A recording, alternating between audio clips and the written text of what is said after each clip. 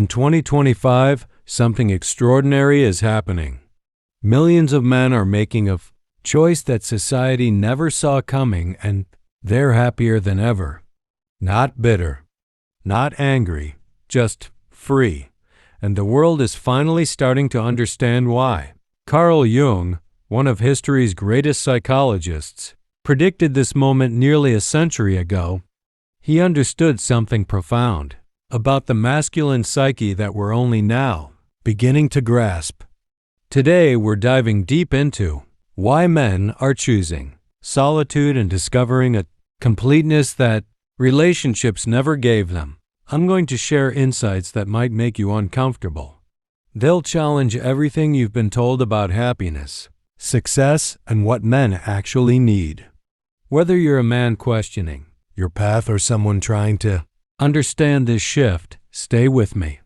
Because by the end of this video, you'll see masculinity, relationships, and personal fulfillment in entirely new light. Hit that like button if you're ready for some real talk. And subscribe because we're going places most creators are too afraid to go. Let's begin. Section 1, The Awakening. Let me start with a story that's playing out right now in millions of lives across the globe.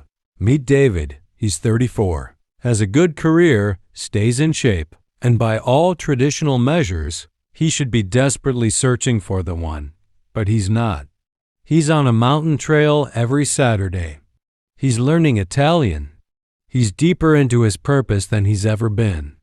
And when his friends ask when he's going to settle down, he just smiles. Because David discovered something that Jung knew all along. True individuation, becoming your complete self, often requires solitude. Now, let me be crystal clear about something before we go further. This isn't about hating women. This isn't about avoiding relationships forever. This is about men rediscovering a fundamental truth that's been buried under decades of social programming. You don't need another person to complete you. Jung called it individuation, the process of becoming a psychologically mature and complete individual. And here's what's radical about 2025. Men are realizing that the constant pursuit of romantic validation was actually blocking this process. The numbers tell an incredible story. Modern dating apps show men's engagement has dropped 40% since 2020. Men's solo travel bookings have surged by unprecedented numbers. Communities focused on male self-development have exploded. But here's the kicker. Mental health metrics for single men have actually improved. What changed? Society told men, you're incomplete without a relationship.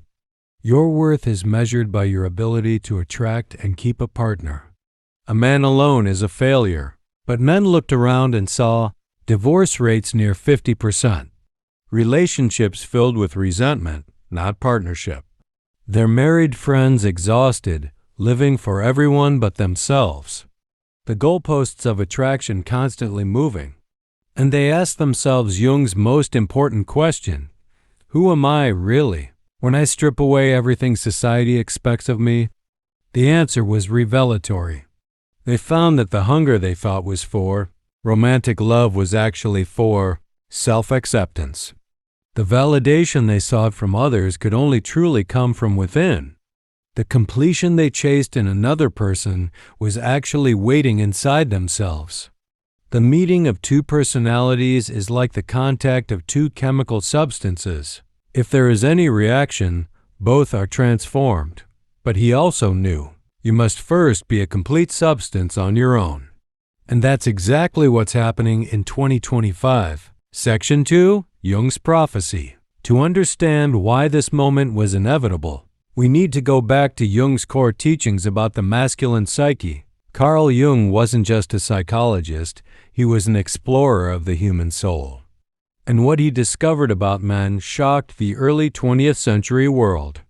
The anima and the shadow. Jung identified that within every man exists what he called the anima, the unconscious feminine aspect.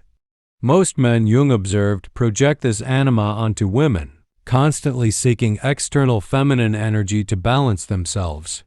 Think about what this means. When a man believes he needs a woman to be complete, he's essentially saying, I've disowned a part of myself, and I need you to play that role for me. That's not love. That's psychological dependence. Jung believed true maturity meant integrating your anima, acknowledging and developing your own capacity for emotions, intuition, and nurturing, not outsourcing it. Here's where it gets fascinating for 2025. Modern men are doing exactly this often without even knowing Jung's terminology. They're developing emotional intelligence on their own, creating nurturing environments in their personal spaces, building deep, meaningful friendships, learning to process feelings without needing someone else to do it for them. They're becoming psychologically whole. The shadow work. Jung also spoke extensively about the shadow, the parts of ourselves we reject and deny. For men, this often includes vulnerability, the need for rest, creative expression, emotional depth, the desire for beauty and connection. Society told men to be providers, protectors, performers, always strong, always succeeding, always pursuing. The shadow, everything else, got buried. But here's Jung's insight. The shadow doesn't disappear. It sabotages you from within. Relationships became the place where men's shadows emerged destructively, unprocessed emotions exploding as anger, exhaustion manifesting as withdrawal, unexpressed needs creating resentment. Men in 2025 are doing something revolutionary. They're facing their shadows alone first. They're sitting with their pain, their fears, their vulnerability without immediately trying to anesthetize it with romance, sex, or validation. They're doing the work Jung said was essential, becoming conscious of the unconscious. Jung's warning about collective programming. Jung warned extensively about what he called collective consciousness, the shared, unquestioned beliefs of society that program individuals from birth. For men, the collective programming was clear. Success equals wife, kids, house. Masculinity equals conquest and achievement. Happiness equals romantic love. Alone equals lonely, broken, less than. But Jung taught, the privilege of a lifetime is to become who you truly are. And who men truly are often differs dramatically from what society insists they should be. In 2025, men are waking up from the collective dream. They're asking, what do I actually want, not what was I told to want? The answers are creating a quiet revolution. Section 3. The false promises. Let's talk about the promises that broke. Society sold men a story. Find the right woman and you'll be emotionally fulfilled. Your life will have meaning. You'll finally be happy. You'll be a real man. Millions of men pursued this story. And then reality hit. The goalposts shift. Men noticed something that broke the spell. The rules kept changing. In the 1950s, being a provider was enough. By the 1990s, you needed to be sensitive. By the 2010s, you needed to be an emotional rock, a feminist ally, financially successful, physically fit, socially aware, and still somehow traditionally masculine. Be vulnerable but not too vulnerable. Be confident, but check your privilege. Be a provider, but she doesn't need you to provide. Pursue her, but don't be creepy. Men looked at this maze of contradictions and realized, you can't win a game where the rules constantly change. Jung would call this psychological. Fragmentation, being pulled in so many directions that you lose your center. The emotional labor trap. Here's something society doesn't want to acknowledge. Emotional labor became a one-way street. Men were told to be more emotionally available, to communicate better, to be sensitive to needs and feelings. And many men genuinely tried. They went to therapy, read the books, did the work. But they noticed their emotional needs were still dismissed. Tired from work? Welcome to adulthood. Feeling overwhelmed? Man up. Needing support? Don't be weak. Expressing frustration? You're being toxic. The deal was emotional labor from you, stoicism expected from you. Jung understood this dynamic through what he called persona, the mask we wear for others. Men were expected to maintain multiple personas simultaneously: the sensitive partner, the strong protector, the successful provider, the emotionally available friend. The psychological cost was crushing. The intimacy paradox. And here's the cruelest part. The more men opened up emotionally, the less attractive they often became to their partners. Research has shown this repeatedly. Women say they want emotional vulnerability, but attraction often diminishes when men actually provide it. It's not anyone's fault. It's a biological and psychological complexity we refuse to honestly discuss. Men experience this paradox. Be stoic gives, you're emotionally unavailable. Be vulnerable gives loss of respect and attraction. Jung predicted this through his theory of enantiodromia, the tendency of things to turn into their opposite when taken to extremes. Men realized there's no winning this. The only winning move is not to play. The comparison culture. Social media added gasoline to the fire. Suddenly, every man was being compared to the top 1% physically, the most successful financially, the most charismatic socially, the most romantic publicly. Jung warned about losing yourself in the collective expectations. In 2025, men looked at the infinite comparison machine and made a radical choice. What if I step out of the competition entirely? The moment they did, something incredible happened. Peace. Section 4. The Solitude Revelation. This is where the story transforms from critique to revelation, because something unexpected happened when men embraced solitude. They didn't become bitter incels or lonely hermits. They became the most actualized versions of themselves. Jung's concept of individuation isn't about isolation, it's about integration. It's becoming a whole person, not a fragment seeking completion. And men in 2025 are living it. The freedom of authentic choice. Let me tell you about Marcus. At 41, divorced, he spent 2 years alone. Not dating, not searching, just existing with himself. The first 6 months were hell. I was addicted to female validation without knowing it. Every day without attention felt like withdrawal. But then something shifted. I started doing things because I wanted to, not because they made me more attractive. I learned to cook elaborate meals for myself. I traveled alone to Japan. I wrote poetry, terrible poetry, but mine. And then I realized I'd never actually known myself.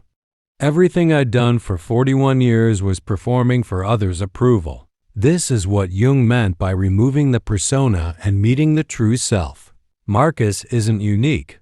Millions of men are experiencing this, the activities of actualization.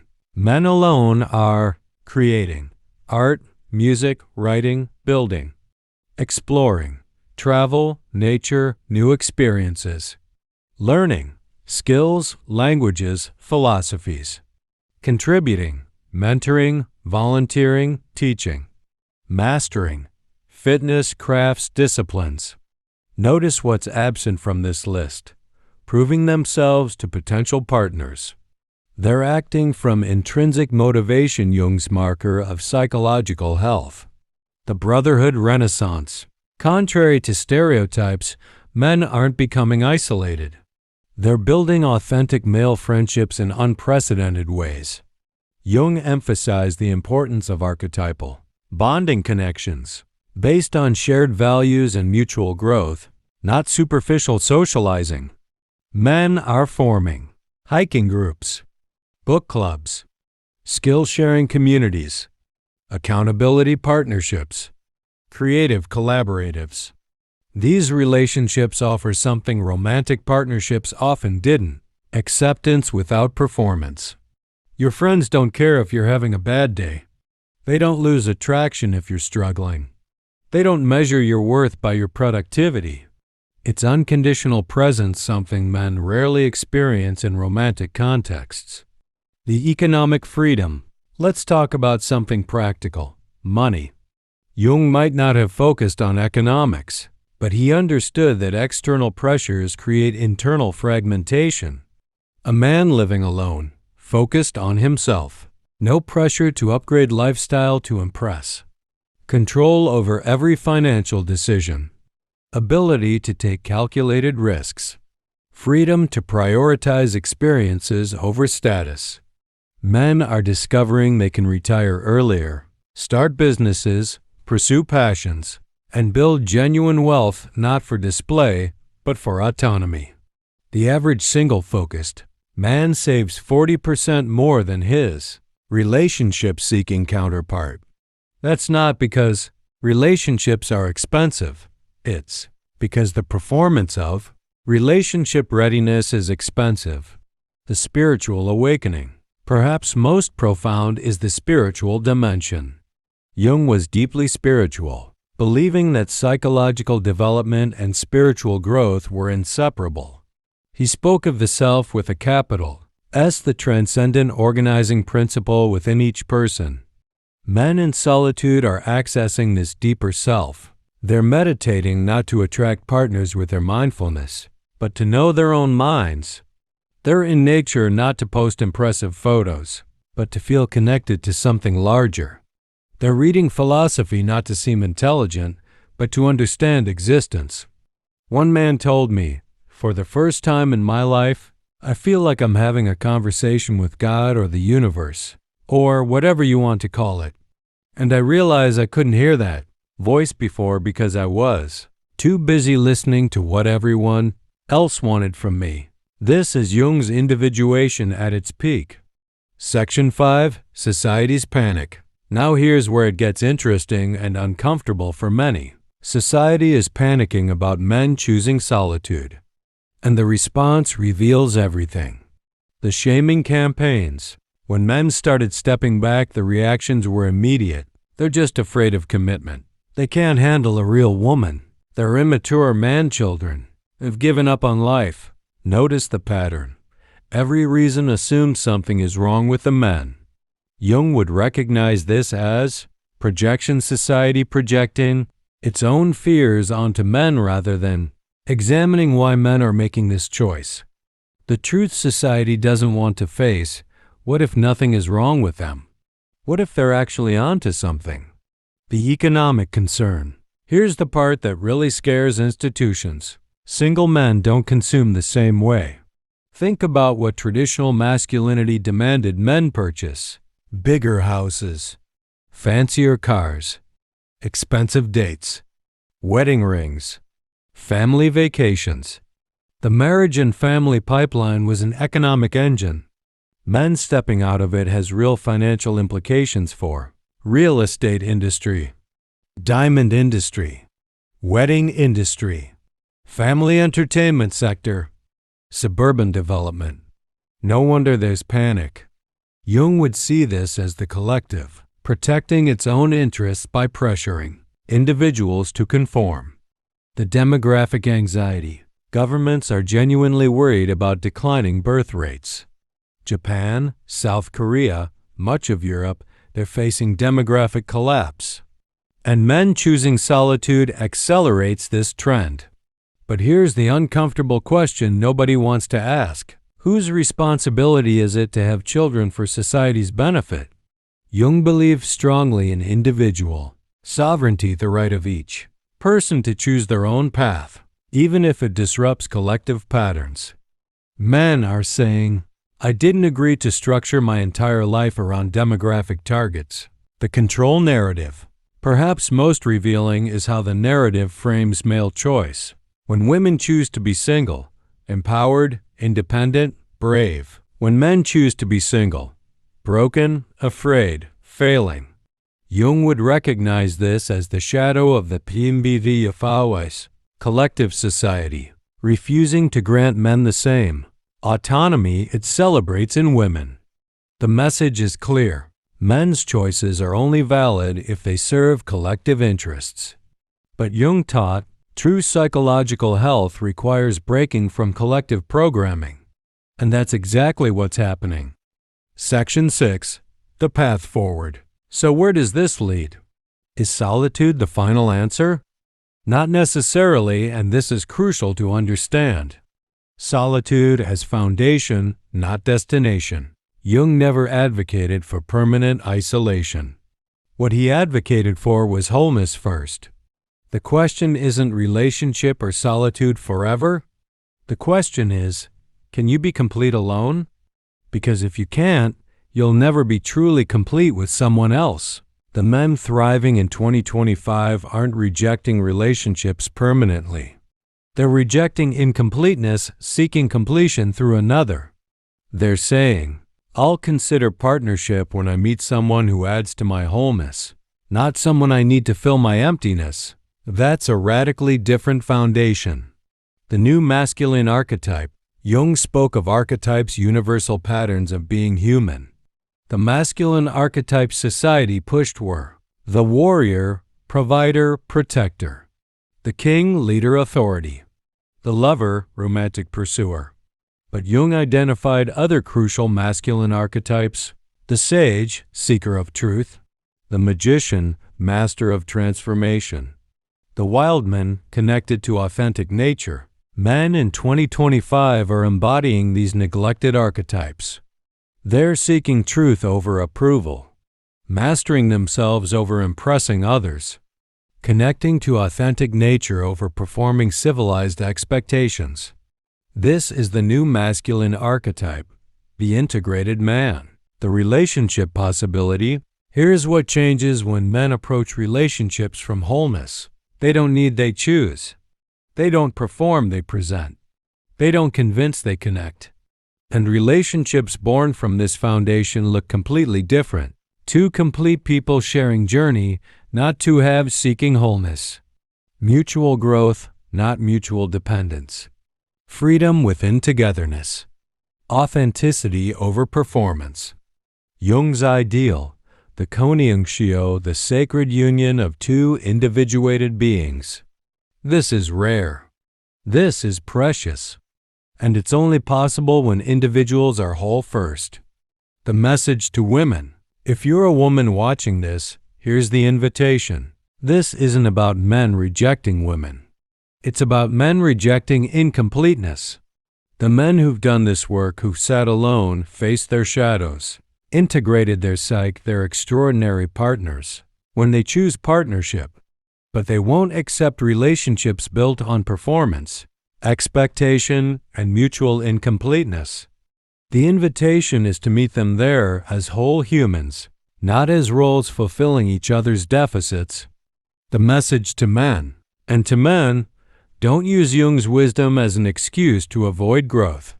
Solitude. That's running away from intimacy, isn't individuation, it's avoidance. True individuation is facing everything: your shadow, your vulnerability, your capacity for connection, your need for meaning. The goal isn't to be alone, it's to be whole, whether alone or with others. We've covered a lot of ground today, from Jung's prophecy to modern reality, from collective programming to individual awakening, from broken promises to profound peace. The men choosing solitude in 2025 aren't giving up. They're waking up. They're discovering what Jung knew. You are already complete. You always were. The journey isn't about finding someone to complete you. It's about removing everything false until only the true self remains. And from that place of wholeness, and only from that place, can you truly choose to share your life with another. Society will keep pressuring. The collective will keep demanding conformity. But more and more men are choosing the harder path, the path to themselves. If you're on that journey, you're not alone in your solitude. Millions of men are walking the same path, becoming who they were always meant to be. If this resonated with you, hit that like button and subscribe for more content that challenges the narrative and explores truth. Drop a comment sharing your thoughts or experiences. This community is about real conversation. And remember Jung's words: Your vision will become clear only when you can look into your own heart. Who looks outside dreams. Who looks inside awakes. It's time to wake up. Until next time, stay whole, stay true, stay free.